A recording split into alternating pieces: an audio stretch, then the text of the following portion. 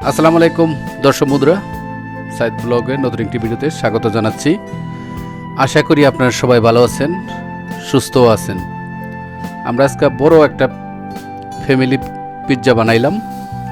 এই পিৎজাটা সন্ধ্যা থেকে বানানো শুরু হয়েছে, তো এইমাত্র বানানো শেষ হইল।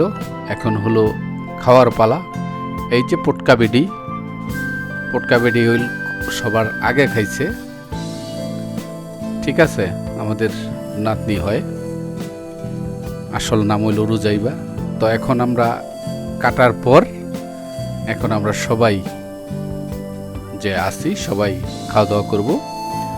তো আশা করি আজকে ভিডিওটি আপনাদের ভালো লেগেছে। তো পিৎজা বাসায় বানানো এটা একটা অন্যরকম টেস্ট।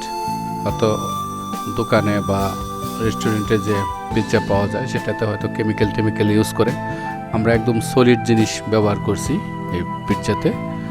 তো আপনারা এভাবে বানাতে পারবেন।